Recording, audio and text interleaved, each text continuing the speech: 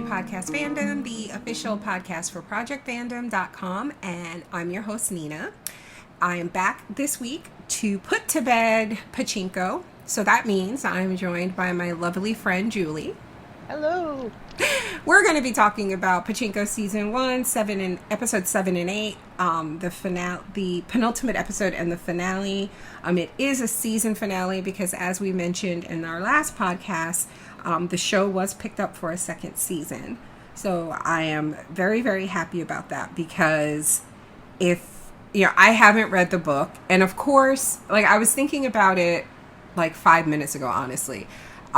Whether or not I would try to read the book between seasons, and probably not. I enjoy watching this and this story and just having it unfold this way, but when the series is done, I'll probably read the book. But because I hadn't read the book, I'm so invested in this family story, and if it hadn't been renewed, yes, I would have gone and read the book afterwards, but it wouldn't have been the same. I probably shouldn't say that, but you know what I mean? Having these actors' faces attached to these characters and their voices, I was really invested, and I'm just happy that I get to see them continue telling this story, at least for another season. So,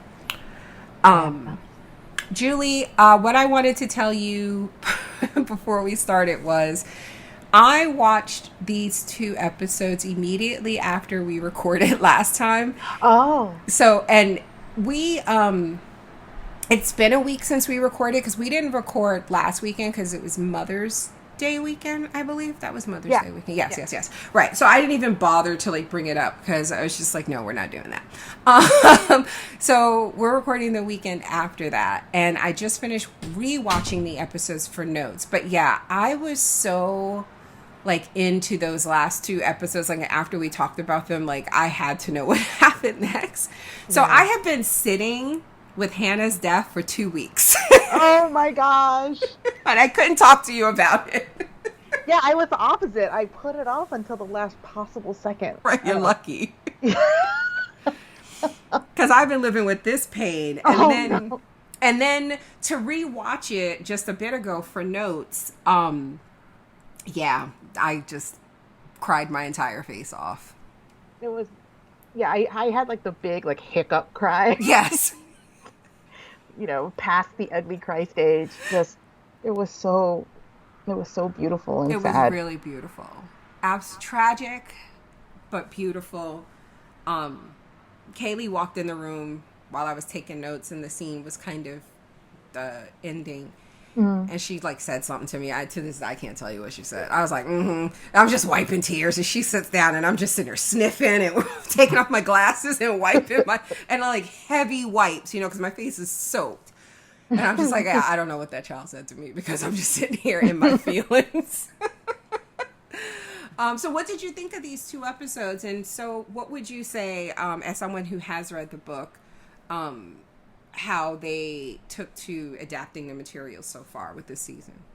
I really liked the fact that they spent an entire episode doing an even further backstory, right? Because that, if you look at the book just physically, it's a very long book, and it's it's epic. It's an epic, right? A familial epic, and I'm glad that they took the time. They still felt like they had the artistic, just balance to be able to spend all that time developing Hansu's character. Same. I thought it was a gorgeous standalone episode. I could have easily imagined it playing in history classes or whatever,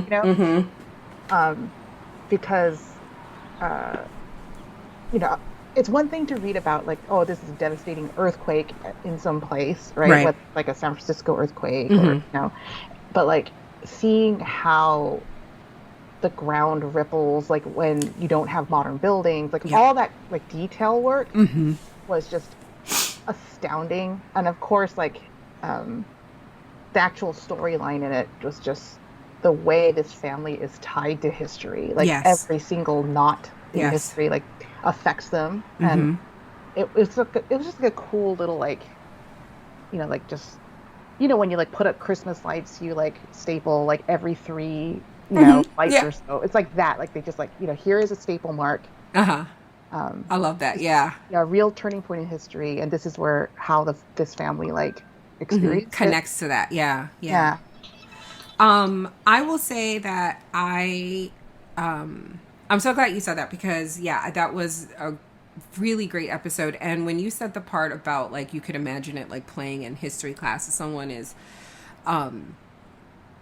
covering this part of, you know, if whether you're leading up to like World War II or Japan colonization of Korea, like at whatever point you decide to cover whatever you're covering, showing this episode, it was so compact. Like it told like a complete story, you know, like even if you hadn't seen his story before to know where he ends up, I think it was kind of pretty clear where he was going to end up. You know, working for this man and the type of life that might be ahead of him. But it was nice having that confirmed for us that this, you know, what his life was like and how he got to be the man we met, you know, in episode 1 or 2 or whatever it was. Yeah. And I really like that part of like that kind of subtext of the sub story of just in a crisis, like when there is no law, right? There is this like standard of ethics, right? That, that I assume that the Japanese family that his father works for is some kind of, you know, has ties to the mob, right? Or whatever. Like there's still something, right? You know, they deal with boxing and betting and stuff, right? But in that kind of aside from general law-abiding citizenry, like there's still this huge code of like what is right and what is wrong. And I just, when everything was just going sideways, like literally, like how they just like they could put that all away and it was just like all unsaid, right? Yes. Like they got to get each other out of there first. Right. They acknowledge that they're safer together. Right. It just became just two humans helping each other out of this horrific situation. Yeah, and then like I don't know how historically accurate, like that's pretty soon for like a mob to like yeah, like they listen, they mobbed up real fast. I was like that because they even gave us like the timestamps, right? And I was like, damn, it only took like less than 12 hours for you motherfuckers to turn into animals. That's lovely. Right? It's like, okay, scapegoat, cool. Like, I was like, this is, I mean, yeah. And again, I think, I mean, it has to be purposeful by now to like have this imagery that I think at least Americans associate with slavery. Like it just keeps popping up. And I wonder if like, you know, ultimately, you know, how history will like judge, like, is it too strong? You know, like, is it too on the nose? Like, right. But it's, you know, it's there. At least for me, I found it like, holy shit, like this was happening to my people. Yeah, like when they do the little, and of course, and we're just going to get into start talking about these episodes, but when they did the thing at the end of episode 7 where they talked about how the exact number varies between historians, but, you know, most think it's probably like in the thousands of murdered Koreans who were scapegoated by Japanese vigilantes after the earthquakes. Yeah. And I did not know anything. Like I didn't know this like at all. And right. like, and so when it's happening in the show, like when it first comes up, it's when he and I gotta go get that man's name. The man that his father worked for and that he stole the money from. When they're sitting down being served and the person comes up and is like, did you hear like some Korean prisoners broke out? And I like one person was like, well, what are they supposed to do? Burn to death? like, you know, like, did you just want them to stay there? Like one person was being reasonable, right? And then the rest were like, no, we must find them and kill them. And then the one woman ran in and was like, don't drink the water. They poison. I'm like, what is wrong with you people? Like, I was like, is it really this serious? And then when you get to the end of the episode, it's like, yeah, it was actually that serious. I was like, it does not take long for people to kind of reminds me like 9/11.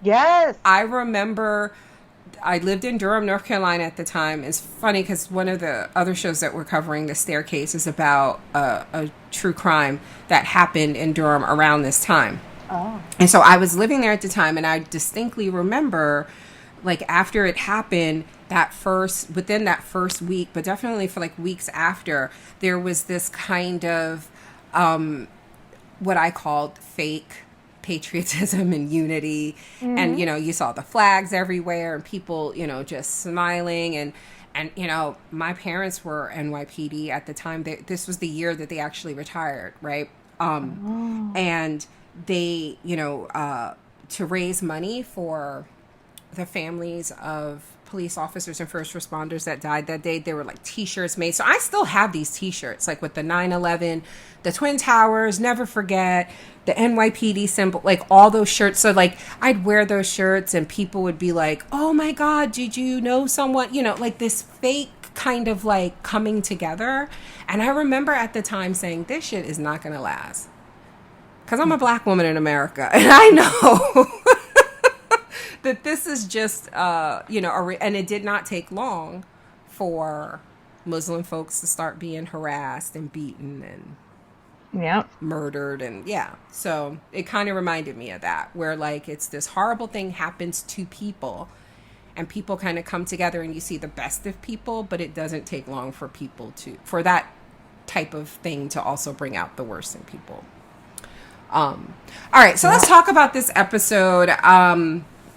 They did what I really liked was we got a few scenes of the episode before they told us exactly where we were and when we were. And so even as we're getting like the scenes with him and his dad and the boxing, like, and all that, I'm like feeling like something's gonna happen. Does that, you know what I mean? Like, I didn't know when we were or where yet, but I was just like, wow, they're really kind of setting this up. And then when we get the title card that it's Yokohama 1923, I was like, uh-oh. Let me go see if I'm right. I did my Googles, and man, you type in like Japan 19, I think before you, like if you type in Japan 1902, like the rest auto-filled, it was like 23 earthquake. And I was like, uh-oh, okay. Yeah. So, but prior to the earthquake, Hansu is a math tutor for an American family, for their helping their son who was going to Harvard. But apparently he was kind of slow. Yeah. It's a white dude. I mean, you know, he clearly didn't. Like, it was just not his forte. No, it wasn't. And I liked even the dad recognized it. Remember when the son when he was like, how's my son doing? He goes, he tries his best. It's like, oh, so he still sucks. So he still sucks then. Can I say something really petty? No, I don't care. Go ahead, please. Did you not think that the son looked like at least like 5 years older than his own mother? Listen, I was like, how are we supposed to believe that this is her son? Because he looked older than her. It was just so bizarre, especially because it felt like, to me, she was kind of eyeing Hansu, right? Yeah. And he was completely kind of infatuated with her. Like, he had a crush on her, I think. Of course. Yeah. So it was just odd that, you know, he's supposed to be a contemporary of her son, but it just didn't. Yeah, that kid had like a 5 o'clock shadow when it was like 9 o'clock in the morning. Yeah. Yes. And his father worked the books for this man whose name I need to look up because I don't know if I got it. And this guy handles, like you said, there was like a boxing gym, and we learned later that basically it was like betting, right? Like, his father was an accountant for this man who had some kind of, you know, illegal stuff going on. Okay, did you notice when he talked to his dad, Hansu meets with his dad in the beginning of the episode, he's running a little bit late, and the dad is like, you're a tutor, not a delivery person, and you would do well to remind them of that every now and again. But then later, when Hansu is talking to the mom and the son, the mom is like, Hansu, would you deliver this to my husband for me? And he just says, yes, ma'am. I was like, yeah, he was on his bike before. Yeah. Yeah. It's brain kicked in. The character's name is Ryoichi. Wait, what is it? Ryoichi. Ryoichi. Ryoichi. Ryoichi. Ryoichi. Okay. So, and I actually really liked him by the end. I really liked him. Yeah. I was like, you know what? He probably did ask to live this life. You know, but like Right, right. I don't know. He had a strong sense of ethics. Like Yeah, he really did, and it was interesting because well, I'll wait because we're almost there. But yeah. okay, so she gives him the letter to deliver. Um, uh, did you know there was I couldn't understand what the father was talking about before Hansu walked in. So when he goes to it looked like some sort of country club or something to deliver this letter. The Their beast. I thought they were talking. It's two white men talking, and I thought they were talking about Japan, right? Oh yes.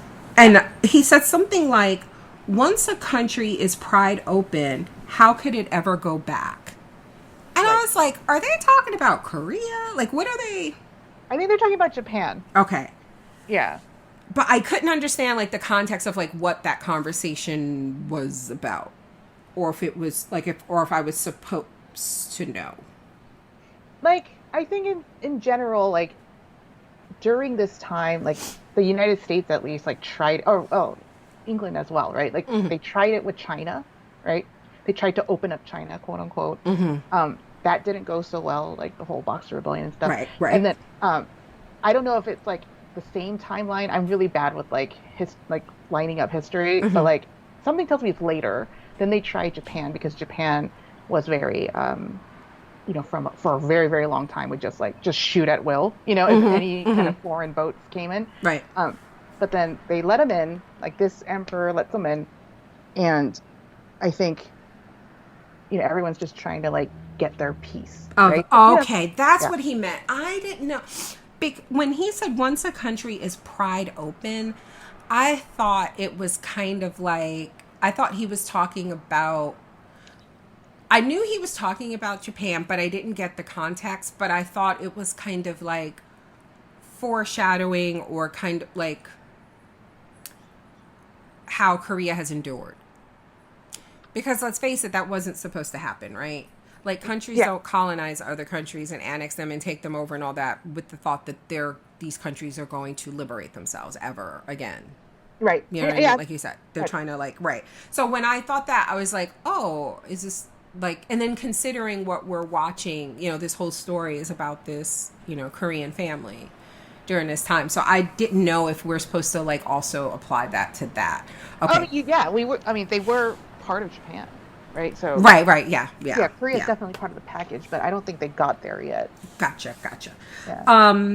And then I couldn't tell. Later, Hansu goes and meets his dad for lunch, and they do this thing where they're watching some sort of event, like a sporting event or a game or something, but because they're Korean, clearly they're not allowed in, and they're watching over a fence. I don't know if you noticed, it was one woman, she had the bike leaning up against the wall, and she was standing on her tippy toes, the bottom of her feet are all dirty, and they're just trying to get a look. And Hansu asked his dad, when will we have a player that's good enough to compete or something? Yeah. What were they watching? It was baseball. Baseball? Oh, yeah. Okay.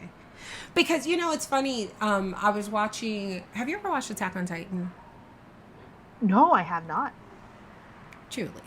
I know my kids have. Oh, I don't know why, the way I just did a little double take at my mic, I thought you would at least say, oh, I've seen a few episodes. Okay. No, I know, kind of enough to right hydrated. Well, it's honestly, it's not important. It's just that there's a character who really likes baseball in it. And somebody, I was watching somebody react to an episode, and they mentioned, and they've probably watched a lot more anime than I have, this person, but they mentioned how the Japanese really love baseball, and I didn't know that. So yeah, Korean people love baseball too. And so there's been a couple kind of some of the best, usually pitchers from Korea and Japan as well, have made, quite a name in the Major League Baseball over here. Okay. Yeah. I know Panama has some good baseball players too, I think. Yeah, yeah, and everyone, like, I'm sure, like, you're like Panamanian family, Yeah, like, yeah. like, we gotta watch this. Yeah, Yeah, exactly.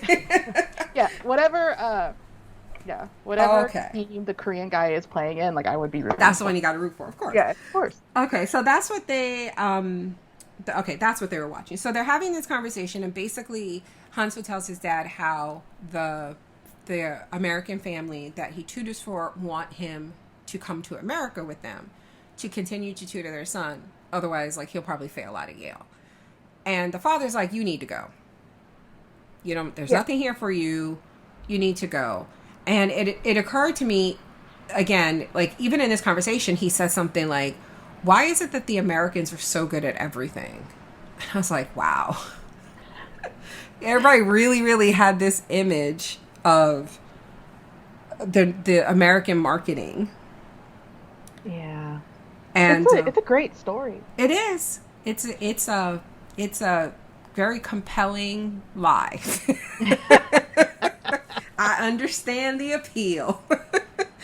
But so what did they think was gonna happen? Like, did they really think that they were just going to take a Japanese young man, a Korean young man out of Japan and, like, just have him live with them and pay him to teach their son? Like, yeah, that was supposed to be his life in America? Was just...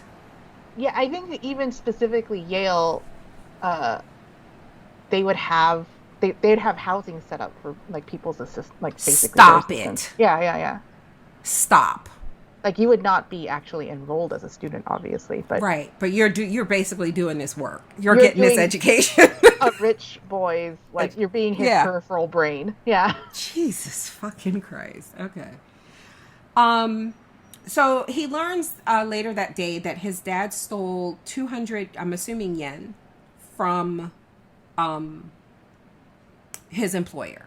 Yeah, the Ryoichi.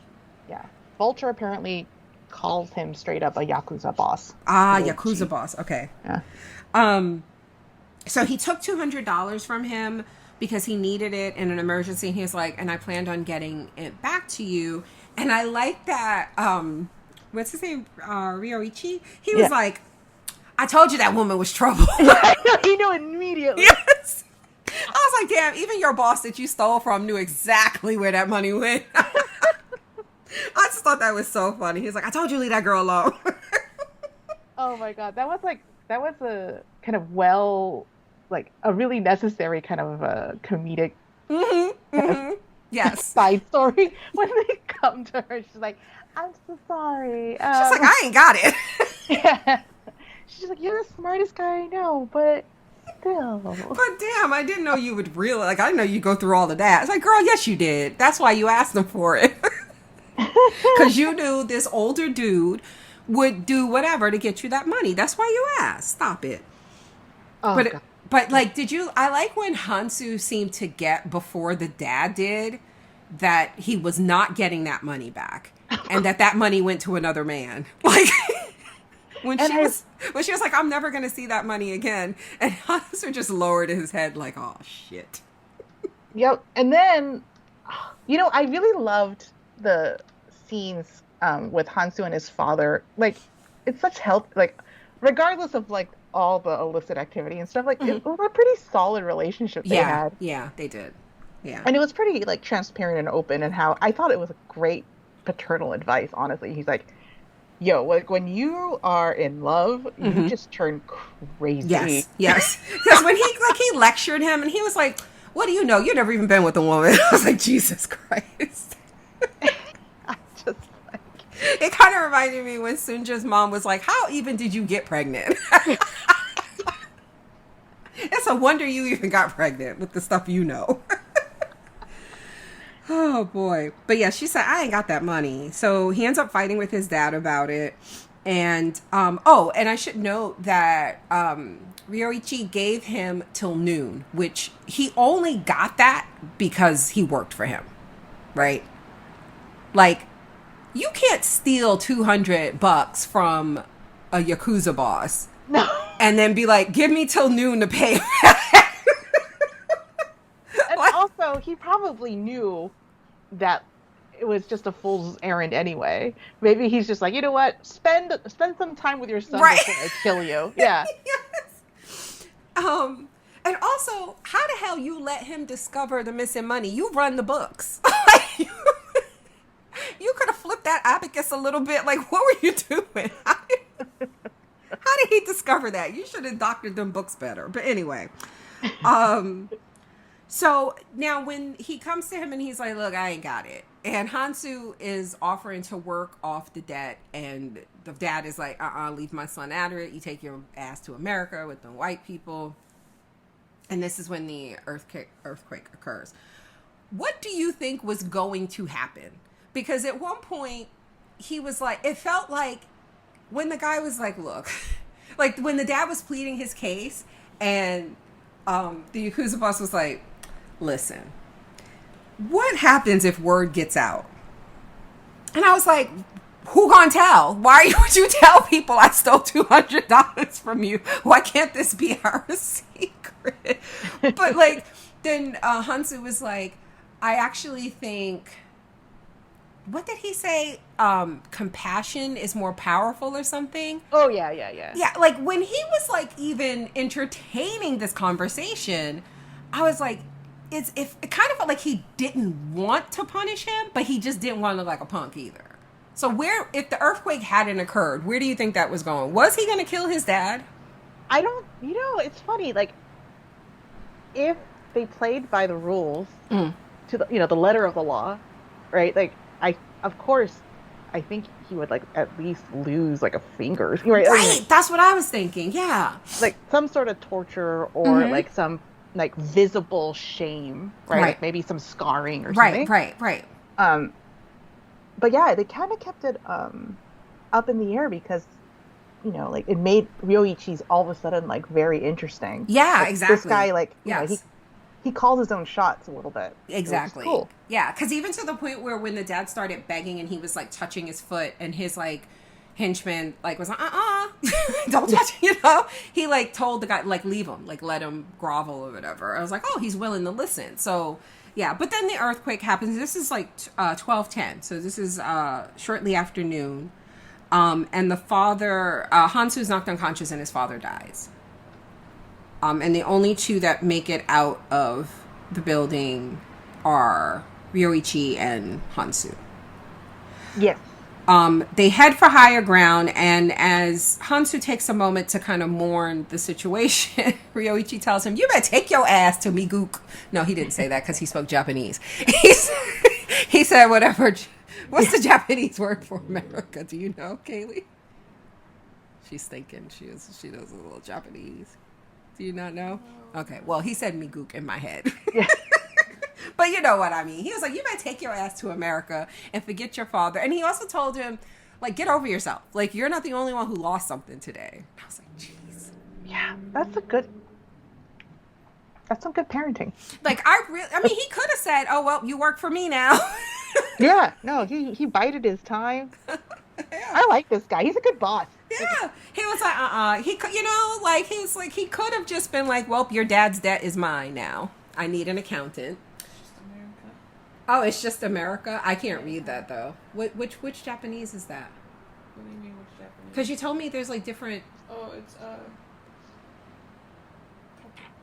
katakana? Because it's the one used when it's just borrowed words. Ah, loan words. Yeah, so okay. It's just America. Oh, okay. So they just say it like a loan word, by the way. Aha. Okay. In Japanese. Sense. So anyway, yeah, he could have, I thought, said, well, you just stay here and work off this 200 yen or whatever. But he told him, you better take your ass. He called them Yankees. Yes. He said, take your ass with them Yankees. So that's what he does. He goes to these people's house. And they are loading valuables. Like, no, and I don't even know. Because valuables would be, I don't know, photos, important documents. No. She was loading china, jewelry. She sent her son back in to get a candelabra. And he was like, I don't think he should go in the house. She's like, oh, he'll be swift. I'm just like, she doesn't like her son. Like, Mm-mm, mm-mm. she's already prepping the tears. Like, oh, my son did not survive this quake. And that lovely candelabra.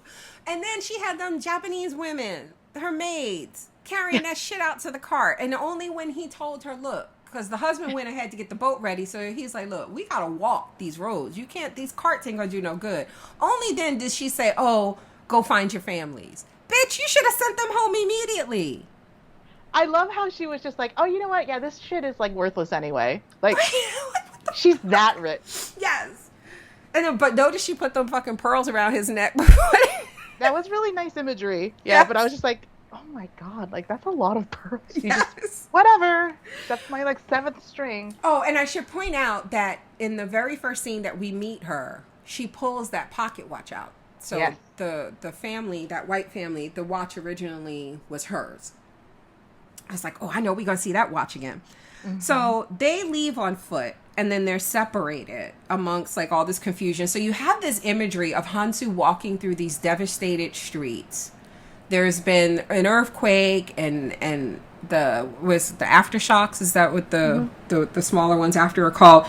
Yeah. And he's walking covered in soot and debris and stuff with these fucking pearls around his neck with these 2 white folks. Yes. He just lost his dad. I was just like, what even is today for this man? Like, what must he be thinking and feeling? And then suddenly he's just hit with like, I don't know what the fuck happened. I don't know if it was another earthquake, but he's just hit with. Oh, it was an explosion. I was like, my husband and I were trying to decide like whether it was just like a gas tank or or furnace just exploded or something.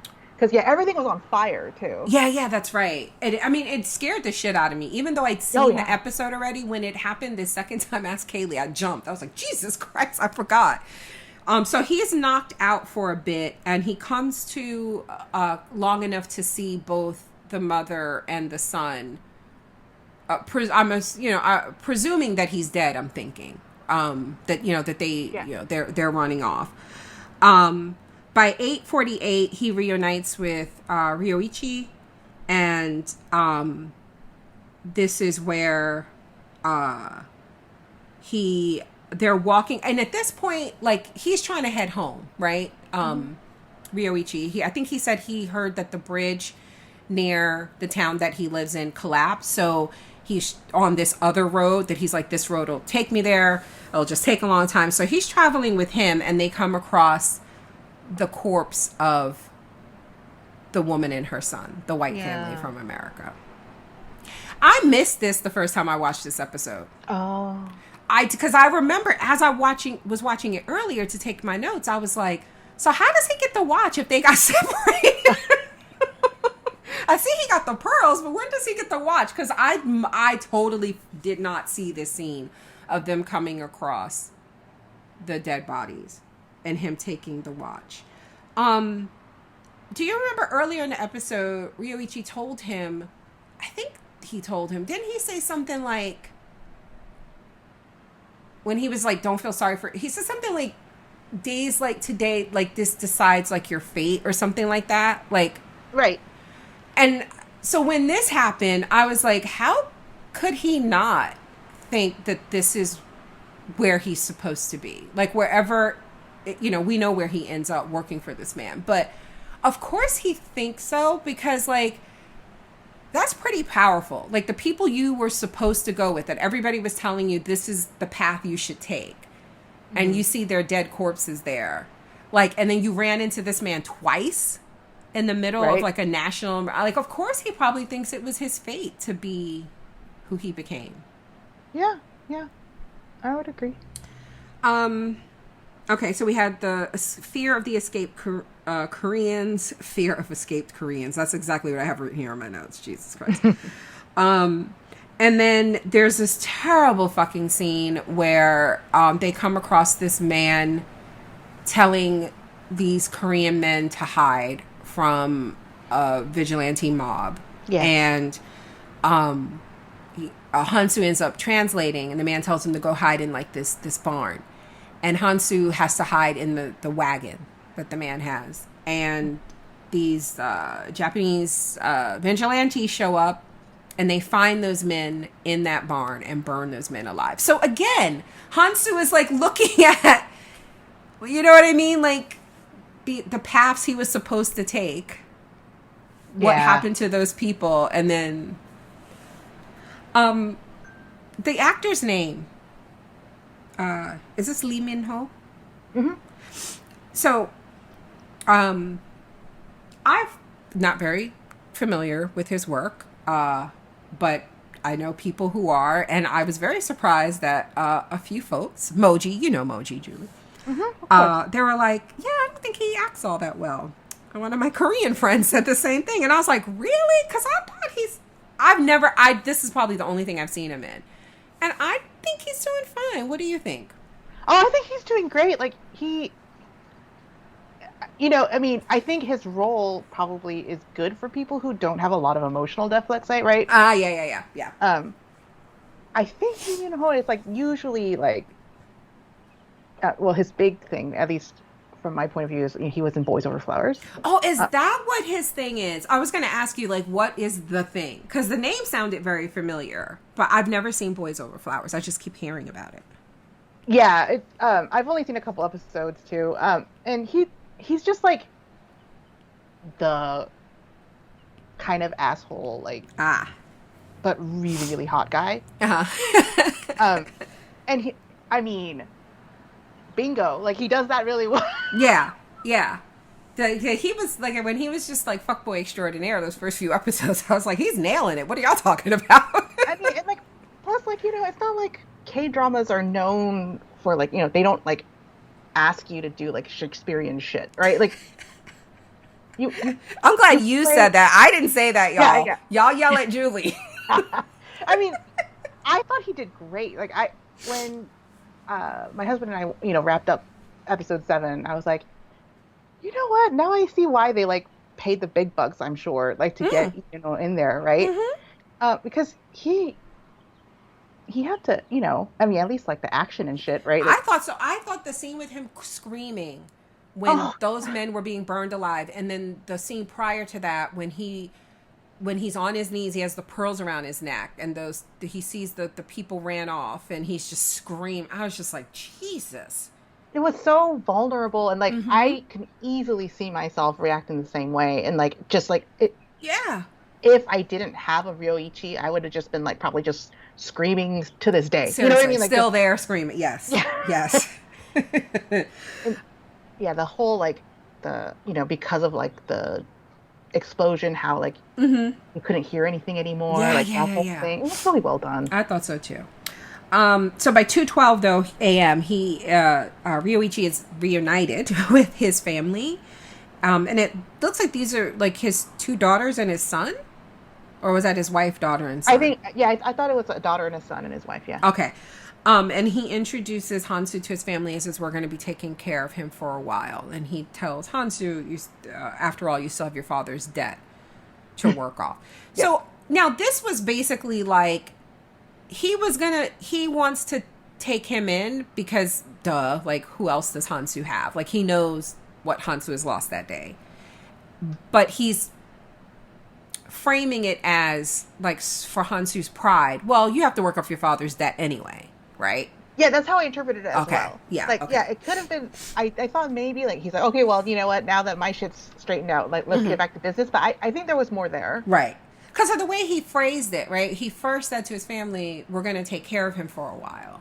Like, that's a very nice thing to say. But then when he said it to him, I felt like he phrased it that way, like working off the debt. Like, So it's not charity. Like, yeah. And by the end of the episode, we learned that 100 people died that day, including what they estimate to be thousands of murdered Koreans by Japanese vigilantes. 100,000, yeah. Yeah. Mm-hmm. I can't even imagine.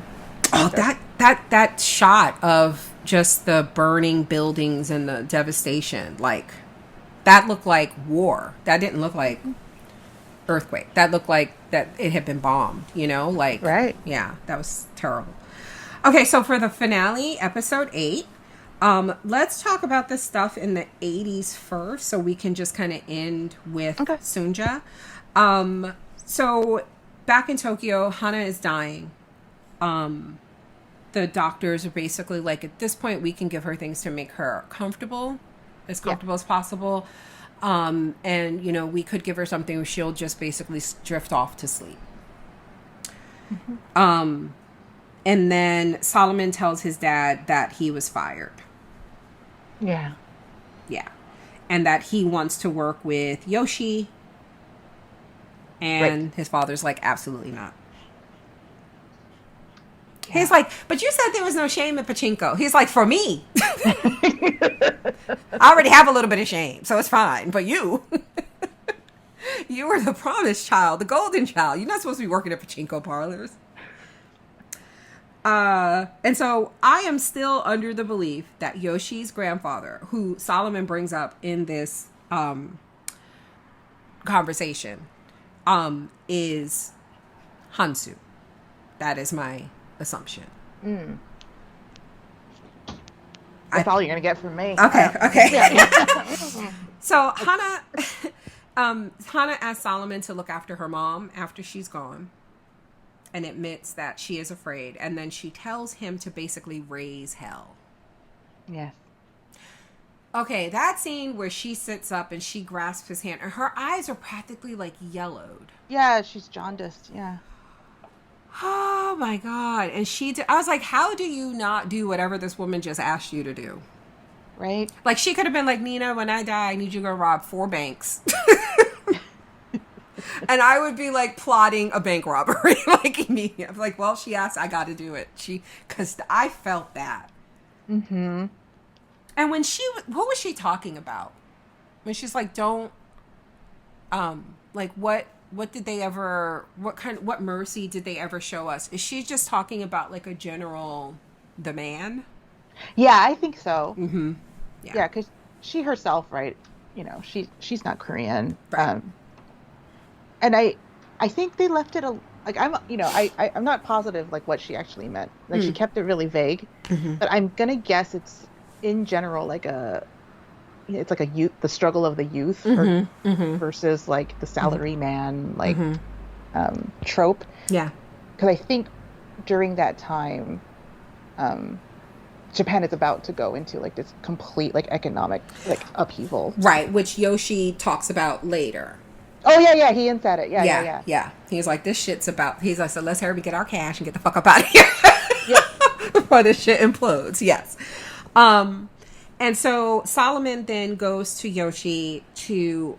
This pissed me off so fucking bad. Solomon he basically tells this man, do what you got to do to get that woman up out of her house.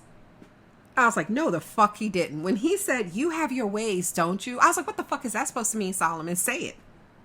Right? Say it with your chest. You want to, you know? And then later, we see her with her little textbook studying, smoking her cigarette. Did you see she moved up to 6th grade? I was like, yeah, you graduated. I love her so much. And I already told you, I just love this actress. I just think she has the best eye smile. So I was just like sitting there watching her and them dogs, and I thought she was gonna die in the scene. I was about to be mad as shit. Oh, me too. I had no idea what they were like, how far they would go. But maybe some, I don't know, like maybe just peeking through your gate at 200 hungry dogs. We'll get her to sell. I mean, at this point, I'm like, please just sell. Because I don't want them to hurt you, but like I just have a feeling in season 2 something's gonna happen to her. I'm gonna be mad as shit, and he set that man on that woman. Then he also asked Yoshi for help with something for Hana, which we'll see later. Yeah. Solomon tells Sunja about I'm sorry, not Solomon, Moses. And I might have said I didn't. Moses, in my notes I have Solomon. Moses tells Sunja about Solomon working with Yoshi. And I like that he refers to him like as those people. He's like, I don't like those people. I was like, who is he talking about? But he's talking about Yoshi and his grandfather and basically Hansu. That's my theory. Y'all don't have to ride with me. And she tells him that Solomon isn't Noah and won't make the same mistakes. She won't let whatever happened with Noah back then happen to Solomon. So I'm like, what the fuck happened to Noah?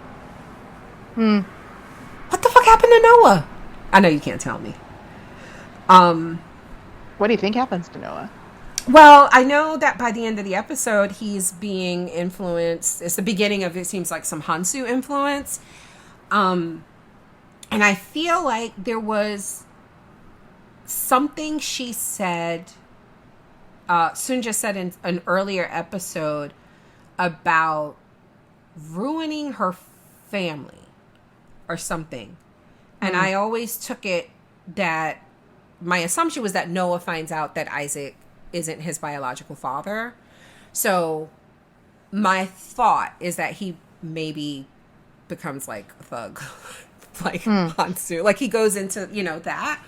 But it's weird because it doesn't feel like Moses knows that they have different dad. Like, because I would feel like if they knew that part of the connection to Hansu and his, crime family, that would come up in these conversations, but it doesn't. It just feels like I think he said something about, like, when Solomon was talking about wanting to go into the Pachinko business, and he was like, I know because his grandfather told me the same bullshit, So it feels like it's just, they're not trustworthy, good people.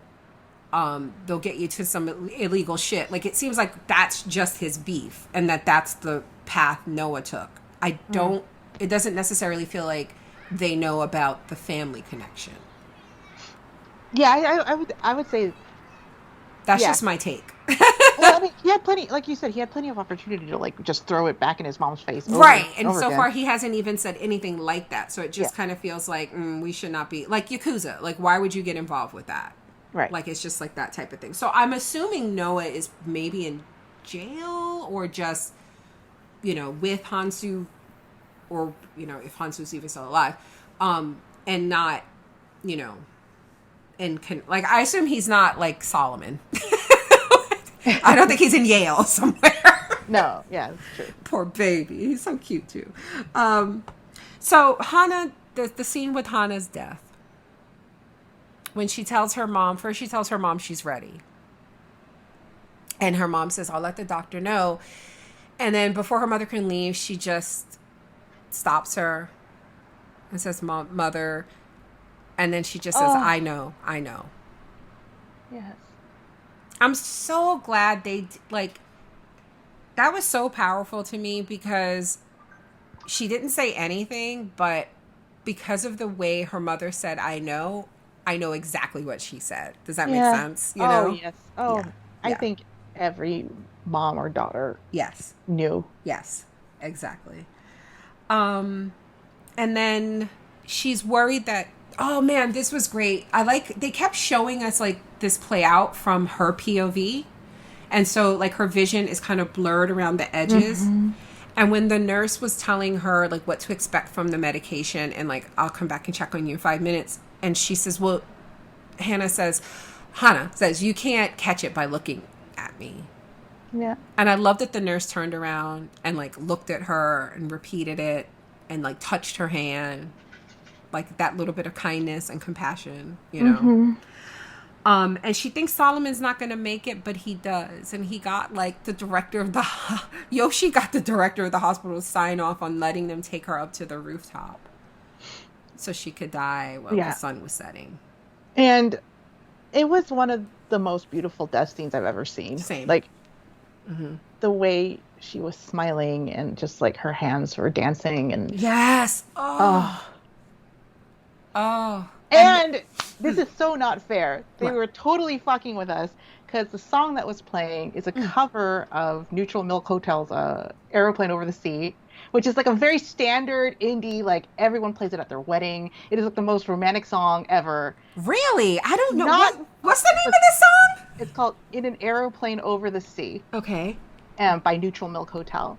And the original is it's better. But like it is just this kind of, those like desperate love songs that only like a certain like sensitive white boy can write, just like breaks your fucking heart. It's like one of those songs, right? Uh-huh.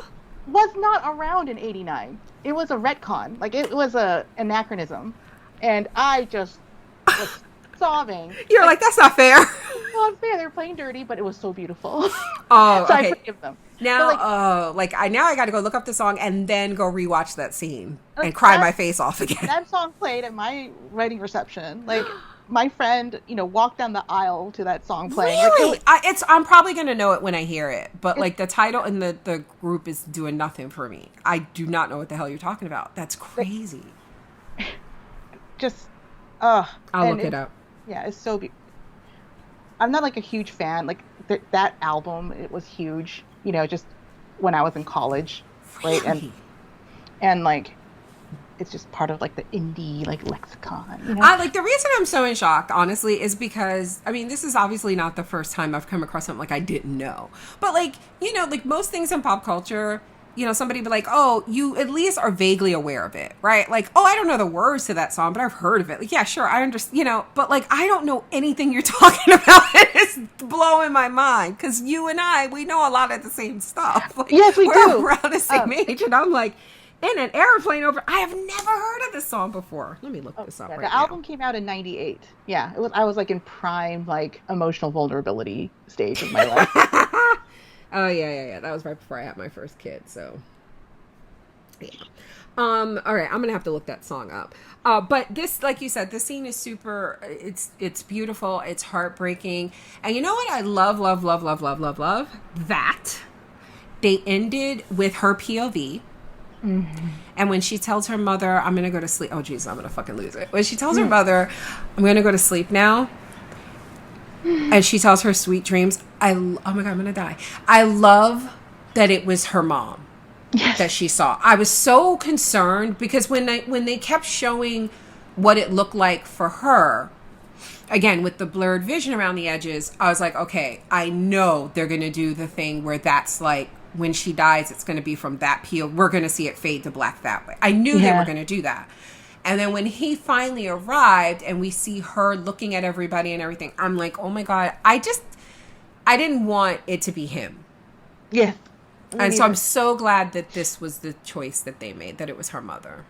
And I don't know much Japanese, but I was able to pick up that, like, when she said sweet dreams, she called her Hana-chan, which is, just like little Hana, like you would call your little baby. Yeah.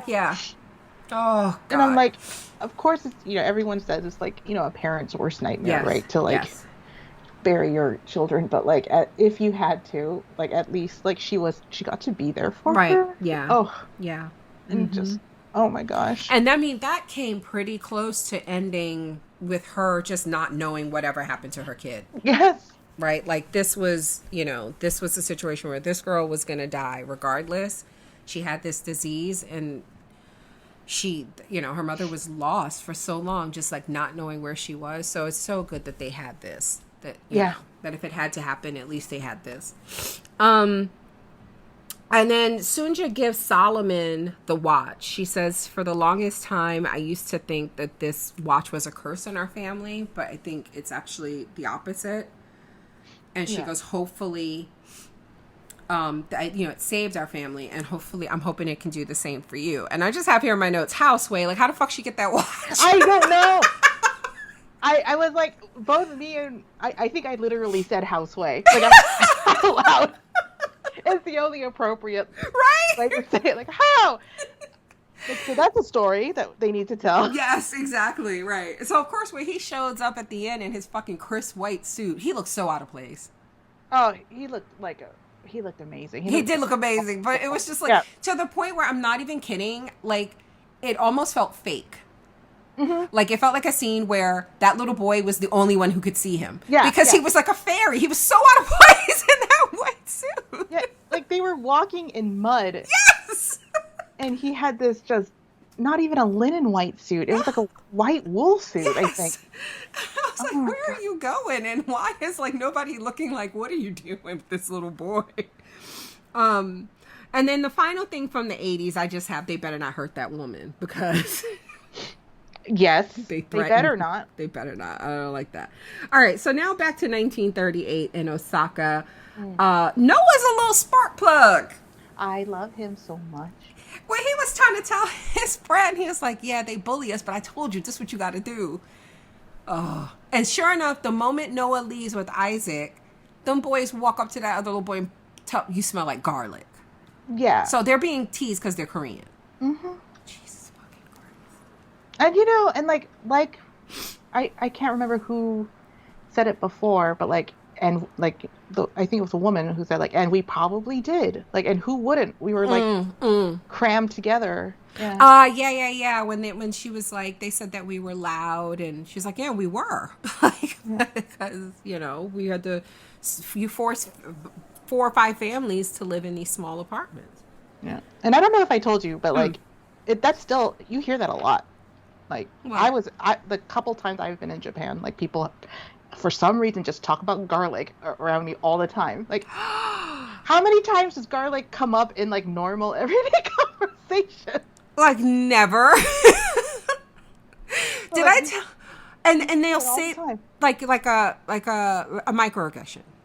You mean? Yeah, but, like, it depended on, like, the messenger. Like, the most awkward one, because it was, like, I'm sure, like, your brain could come up with, like, a white equivalent of, like, it's like, well, like, well, I don't like it when people say, like, Koreans smell like garlic, because that's what keeps you healthy. Like, Korean people don't get sick as often as Japanese people do because you eat so much garlic. Like, no. I was told this, and I was like, oh my, what? Maybe? So, oh, yeah, that's some... Right? Like, and I'm like, this is, like, in the 2000s, So imagine how bad it was then. Like, Jesus Christ. Yeah, when he said that and then they stepped on his glasses, I was like, did I tell you that, well, you probably already know this, but Jin from BTS? Of course. Did you know that he was diagnosed? I don't know why I laugh when I said this. It's not funny. What was it during, like, I think it was, like, during, like, Bon Voyage or maybe In the Soup, but, like, one, they did something and he had gotten, like, sick or whatever, and they said that it was because of garlic. Like, it's too much garlic. He can't have, yeah. I forget what happened to him. I don't know if he, like, had, like, a rash or something, but, like, he said that they told him he has to, like, cut back on garlic. And then they were all like, but we're Korean. Like, what are you going to eat? It's true. Jin was not happy. So Noah is jealous because he has a little brother now. Yeah. Moses. Mozasu. Mozasu? Is that how you say the... Moses. Yeah. It's just like a little... yeah. And he is turning 1. And so you can definitely better explain this. Oh, yeah. So it's his first birthday, and it's Tolchapi, or just the Tol. Yeah. So it is the first birthday. So Isaac kind of explains it in this scene, but I'll let you explain why the first birthday is particularly special. Oh yeah, in Korea. In Korea, we even celebrate 100 days because infant mortality is so high. But first birthday, like, you're like, this kid's gonna live, for sure. And you invite everybody, even strangers, like, to come celebrate, and you make enough tok to, like, give out to everybody who comes. And, like, the more tok you give away, like, the more, like, fancy of a family you are. Aww. And one major, so, like, we dress them up like a little emperor. Yes. Like, it's just, I mean, who wouldn't, right? Like, so cute. And I love that they kept, when they showed it, like, the kid is just scream crying, because that is very typical. Like, no 1-year-old wants to have that much attention, and like, especially wearing that shit, right? And all these people, and like, but like, we, like, Korean people, like, we're just like, whatever, kid's gonna cry, like, it's fine, right? Take the pictures. Yeah, exactly. and everybody's told, like, chanchi, like, pictures, like, they're always sobbing. And they may or may not have the hat on. Like, that's how I judge a family. I'm like, oh, that kid's good because he still has his hat on. Because the hat's the first thing to go. Of course. Anyway, so there's a ceremony where it's a tolchabi, where you lay out a bunch of like kind of symbolic things. And back then, like times were simpler, and so there always is string, right? And and then you make the baby crawl, and the first thing they pick up is like a fortune. Yeah. And so usually there's a brush, which means like there'll be like some sort of artist. There's like a scroll of like they're going to be a scholar. There's usually like a bowl of like rice. But I think it was missing in there because I don't think they had the rice. Right, because of the time, right. Yeah. There's a bow and arrow about like hunting or something. I can't remember. Warrior stuff maybe. But then usually you have like some sort of personalized to the family, like the family business. And I noticed that they put in a Bible. Oh, I didn't catch that. Yeah, it was really cute. So Noah on his tour chose the string, which is supposed to be a long life, which is like extra important, right? Because Noah's not around in 89. Like, right. So does that mean he's still alive? Right, right, exactly. Right? Yes, that's exactly what I was thinking. And I don't know if and Noah was like, can I just like shove the money into his hand because he eats so much we're gonna need money. Yeah, he got a beggar in his belly. So cute. But I don't think we actually see what Moses we don't see what he picked. And let me tell you, when he was so jealous, right, he was like, if only I had picked the bow and arrow. And the scene cuts before we see what Moses picked. And I was like, he picked that bow and arrow. I know Noah was hot. But yeah. Oh, that was so cute when Noah was like, can I just pick it for him? Can I pick it for him? Yeah, so we got to see that. And it was I was sobbing during that time too, because like that is one kind of silver lining in being in like ghettoized, right? Of like the people around you, it's like an instant community, even though you hate each other. Yes. Like they were all there. Yes. And I noticed that. Yes. I imagined that like there's probably one boy and one girl handbook that gets passed on. Yeah. To whoever, whoever's told it was, you know, and like that just. And Isak says that, right? Like he says that like the significance of this is that it connects the community, like everyone that's present there. Yeah, beyond, everybody, like will drop everything for a kid. Like that is definitely part of the culture, part of a lot of cultures. But yeah. I like how they got a baby that looks just like that actor playing Moses now. Wasn't it uncanny? Yes. So I was like, how did they do that? I was like, that must be his real life baby. Yeah, I was like, Will, how did they find exactly baby Moses? I looked at that baby. I was like, yep, that's Moses. Especially when he was a little older and like how he was crying for his mom. And I'm like, oh my God, that's so Moses that so well. Yes. Like when like Sonja was like, when he like took her to Busan and like, I'm sure he had so much shit to do. Yes. But like, he's like, I guess we're going to Korea. You know, like, he's such a mama's boy. You could already tell. Like, that's like some really good, like directing and acting, right? Like to carry all that into what is otherwise like a simple scene, right? Yeah. Like, you act like a mama's boy because you're gonna be a crybaby, but in 2 episodes. Yes. It was so cute. It really was. So then Isak is arrested. Because remember, he was radicalized last time we saw him. He was radicalized. Yeah. And turns out someone snitched in this because he got arrested for like plotting against the emperor. His brother is fired from his job at... Now, I'm assuming these cookies are a thing in Japan. Nikos, yes. Nikos? Is that Nico? I'm sorry, I'm talking to Kaylee. She's just looking at me. But yeah, I'm assuming because like we've seen them like several times throughout this series. And I think the one time specifically I can remember is when Hana was trying to get Solomon to shoplift. Those cookies were on the shelf. And that was in like the 70s or whatever. So I'm like, wow, these cookies have been around a long time. I mean, you recognize the tin, like that, like cookies in that metal tin. Yes, yeah, we have our equivalent is what are they German or the Dutch? Dutch, yes, yeah, the blue ones. Yes. Because That that's always where turned Grandma into would put all her sewing stuff. Yeah, isn't that weird? How like that's like, yeah, it's black culture, Across cultures, yes. Yeah. Also, the country crock like never holds country No, crock. that has like leftovers. There's some big baked beans in there. Yeah, absolutely. Yes. So those cookies, he worked at a factory canning those cookies. Yeah. And he's fired from that job, even though the boss seems to really like him, to the point where, did you notice when, what's his brother's name again? Why do I keep, Joseph. Mm-hmm. When he first left work early to go check in what was going on with his brother, and the cops were basically treating him like shit. Like, he told her, he's like, my boss is not going to like the way they treated me. Like, he didn't get the severity of like what his brother was arrested for and how that, which is surprising because he seemed way more savvy than Isak on these matters.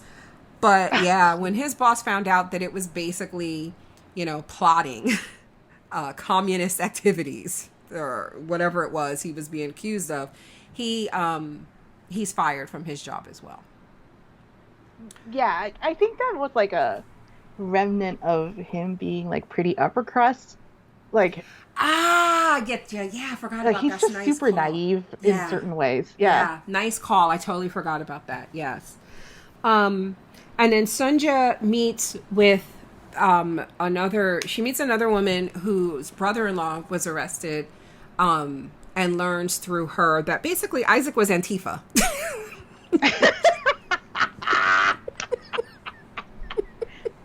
She's like, what the fuck is this? And I like how, first of all, Noah's translating for her, which I feel like, if my theory is correct, and now with Hansu sniffing around at the end of the episode, if he finds out that that man is his father and he turns on his mother, I think he also has the added pressure of being, like, he was privy to shit he shouldn't have been privy to because he has to translate for her. And that's not me shitting on her. Right. But, I mean, it is what it is. So I just felt bad for him because, like, at the police station where he has to tell her what Joseph was saying to the cop, when Joseph tried telling the cop, like, my brother is sickly, he'll die in jail. Like, his son shouldn't hear that. You know what I mean? Like, yep. And I just felt for this kid as he's learning this stuff the same time she is. And I like how at the end of it, she just got down to the business of, okay, yeah, but who's going to feed my fucking kids and put clothes on their backs? Did you people ever think of that? Like, yeah, and I loved that scene so much because she broke all like manner protocols. Yes. I'm sure you noticed, right? Yes. Like, yes. She was not like being polite. Right. And I should point out that the people she was brought to meet was a Japanese professor and his daughter, who were a parent. Hasegawa, right? What's their Hasegawa-san? I didn't catch the name. Yeah. I just caught that the profession and the fact that they were Japanese and the fact that she told that woman, look at your hands, you ain't ever worked a day in your life. Mm-hmm. So they're like playing activists. Yeah, and like it still happens to this day of like there's all these academics who never actually feel the pain, right? Like trying to incite like revolutions and socialist ideals. Mm-hmm. It's all, why is it always like that? I don't understand. But they've been in hiding. They had been in hiding, I think they said, for like a month or so. Yeah, since the arrests started happening. Yeah, well, I'm like, why do you get to hide? Right, exactly. Why didn't somebody send for Isak to hide and his family to be hidden and taken care of? Yeah.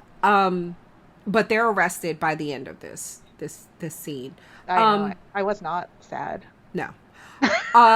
Neither was I. I was sad that she was still there, but when they are questioning her, she's like, look, I can't even read and write. Can I go? Because I gotta feed these babies. I don't know what my husband was doing. And it worked. They let her go. Yeah, I mean, clearly, she's not distributing propaganda. She was like, I don't even know what these words mean. Right. Mm-hmm. And I think so. Like, it's a dual-edged blade there of like, it could be because Isak is very like careful and wanted to protect her, but also that was very typical. Like illiteracy was very typical. Yes. You know, as a wife and woman, like it just happened to work out. And her, yes, that this is something that could kind of save her in this instance, not have her arrested as a conspirator or something.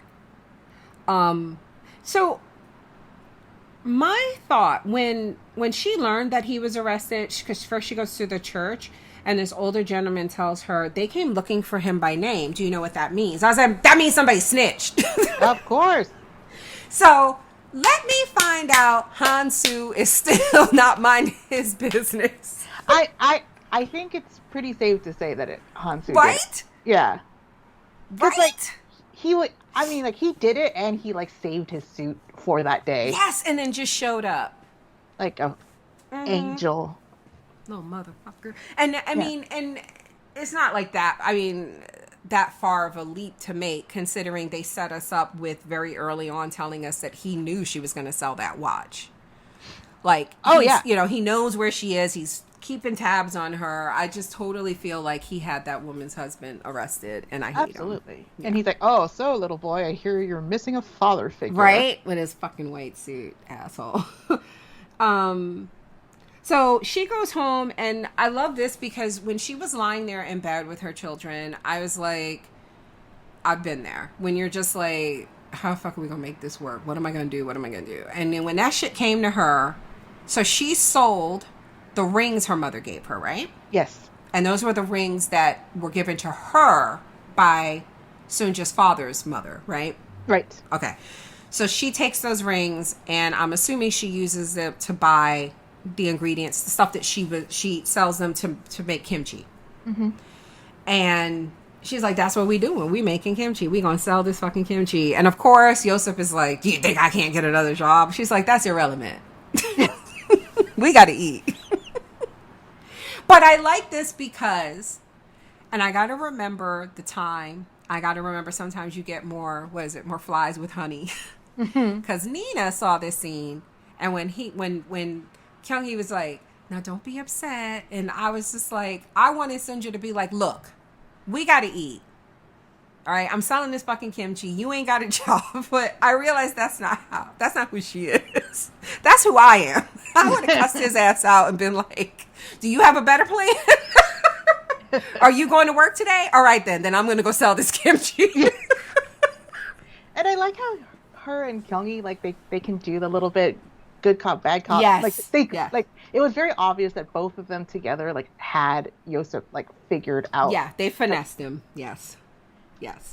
And that's why I figured, they know better than I, because I am full confrontation. And they were like, And I like when she says, you know, please let me do this because this feeling of helplessness, like I can't bear it. Yeah, and so I think you flip it that he's actually like doing something for you. You know what I mean? Like it was brilliant. It was a great con job. And ego was saved a little bit. Yes, exactly. You allow him to because see, my way would have had him crying. See, so like exactly. I said, she understood. I mean, I probably would have done something very similar, and then like it pretty much guaranteed that guy like turns into an alcoholic. Yeah, exactly. I would have made it so much worse. So this was the better way. So she says she's going to ferment half of it and then sell the other half, hoping that people want fresh kimchi. Mm-hmm. So she goes to the market to sell this kimchi. She has to say goodbye to Moses, crying Moses, as she leaves. And this is at the same time that Hansu is approaching Noah. And, I mean, this is a little on the nose, but I like it. He's like, why are you taking this path? And he was basically like, this is my father's path. And he's like, fuck your father's path. I know, don't be a pabble. Like, he called him pabble. Yes! I was like, how dare you? So, I mean, it's very on the nose, right? It is very on the Don't nose. take this path. Take my path. He's like, why do you take this path? He goes, it's longer. And I like that. Noah's like, how the fuck you know where I go to school? Weirdo. I'm a good kid. It's like, weirdo, how do you know what school I go to? I know. It all kind of dissolved though, because he's just like, well, that's Well, yeah, just he's how a I child, protect yeah. myself. And Noah's like, I need a protection. Exactly. Yes, exactly. Asshole. But Ugh. yeah, it was like that. It was like I'm sure it was like really subtly done, but it was such a like a momentous decision because like Noah could have easily turned into like a straight up communist Yes. after seeing Yes. what how his father was being treated. Yes, because he chases. I did skip that part when they do see him being transported to prison, and he chases after the car, and that was just. And did Isak just look good? That's a fine ass man. Such a. So let me tell you, Kaylee and I were watching. We just finished podcasting this K-drama called My Name. It's on Netflix. It's so fucking good. It's so it's so fucking good. It's only 8 episodes, girl. You need to check it out. Okay. So we were watching one episode, and there's a scene where like the main guy, this gangster guy, he comes up and he's like in the center of the screen and he delivers his line. He has like 2 bodyguards behind him. Girl, that scene began and like one of the bodyguards was so fucking pretty. Kaylee and I both like. I just got the word. What did I get out? I was like, like I barely got pretty out my mouth.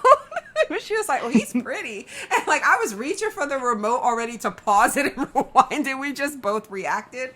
So yesterday I was watching one of my favorite reaction channels react to that same episode. These 2 black guys, and they're watching the show, and that scene comes on, and one of the guys goes, "That's a pretty motherfucker right there." Tweeted the guy. I was like, we did the same thing to the same guy in this K-drama. He's so beautiful. But anyway, yeah, Isak, that's a good looking man. Oh God, and just when he's in dad mode, he's so handsome. When he's in like revolutionary mode, when he's woke Antifa. Oh, yeah. When she goes out to sell this kimchi, though, it ends with her Sunja, late 1930s. Out here trying to sell this kimchi to take care of her family. There were folks like, get that stinky kimchi away from me. Did you notice that? Oh, when she came out to the market, they didn't want her putting that next to their stalls. I mean, that's why I think she is selling the fresh, like it's not fermented yet. It's just going to smell like the chili pepper and the garlic. So why are they treating her like that? Because, well, I know why. I don't know why. That's a stupid question. It's a dog whistle. Yeah. And I bet you, like, some of those people are like hidden Koreans who like have to do that, right, because they're trying to assimilate or whatever. Exactly. Yeah. You try to act like I told you there was a time I wouldn't eat fried chicken in public. I let white opinions. Yeah. You know what I mean? Like, I know you know what I'm saying. How we let those things dictate how we behave because we just want to fit in or be seen as a good one. Yeah. But I like that she found her little niche, right? Like those guys were like, come over here, put your cart right here. Yeah, next to the pork, which immediately I was like, oh my God, you can make kimchi jjigae right there. Just like boom, boom, some water. Yes. There you go. This is like those Girl Scouts setting up their cookies outside the weed dispensaries. It's brilliant. They work together. It's the shit just goes together. Right, goes together. Nico, move. So, and I like this because she doesn't give up. Like, she just watches what everybody else is doing, and then she just gets out there and she starts hustling. She pushes herself in these people's faces. She's like, you want this kimchi or not? I know. At first I was like, oh no, because like she could have easily just like passed out. Like, she just went through some serious trauma on top of serious trauma. And so when they were just focusing on her eyes, I was like, oh no. Like, is she gonna have a breakdown? Like, but no, she was just taking fucking notes. Listen, you know what I thought was gonna happen? Do you remember the scene where she walks away from her shit? I thought somebody was gonna steal her kimchi. I was like, sis, you left that cart back there. What are you doing? I was so scared somebody was gonna come steal her shit. But yeah, she was selling it, and so that sets up, I'm guessing, where we're going to be when the next part picks up, with Isak in jail and Sunja trying to find a way to support her family, while Hansu, I'm assuming behind her back for a while anyway, is sniffing around, whispering in her son's ear. And then in our more present day, back in the 80s, we have Solomon getting in business bed with Yoshi, and I'm assuming Hansu and then his, Yasuka type. Yasuka? Is that how you say it? Yasuka. Wait, no. Yakuza. Yakuza. What did I say? Yasuka. Listen.